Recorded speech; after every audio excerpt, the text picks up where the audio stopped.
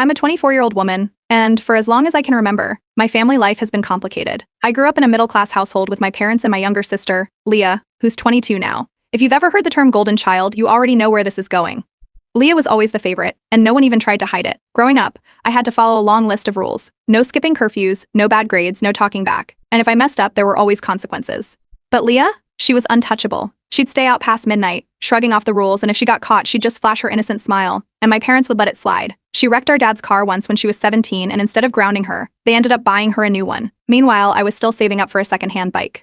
In college, Leah's behavior escalated. She cheated on assignments, which I found out when one of her professors emailed me by mistake, thinking I was her. She had used my name to smooth over one of her plagiarism scandals. When her grades tanked one semester, she convinced our parents it was because of mental stress. They not only paid for her to retake all her classes, but also booked her a 2-week vacation to recover.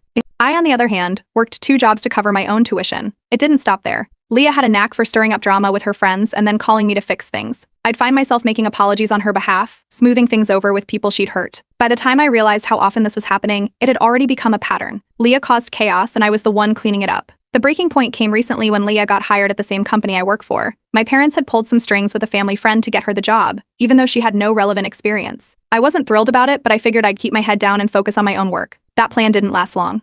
From the moment Leah started, she acted like she owned the place. She dropped our family connection to everyone who would listen and made sure they all knew we were sisters. At first, it was just little things, like expecting me to show her how to do everything even though we weren't on the same team. But it escalated fast. Leah started giving me orders, telling people I was slacking off, and hinting that she could report me for not being a team player. She even started taking credit for my work in meetings.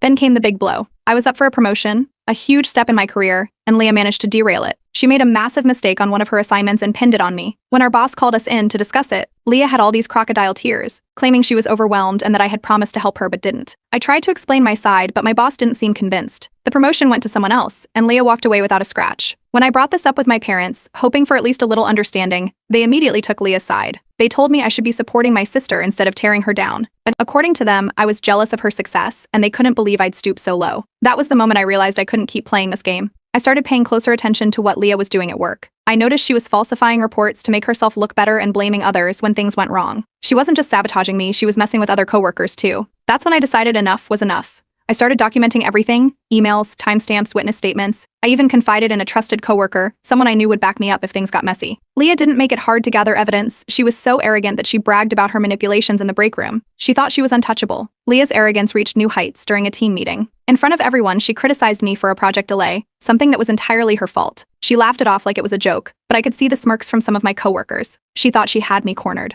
The last straw came when Leah accidentally left my name on a fraudulent report, framing me for her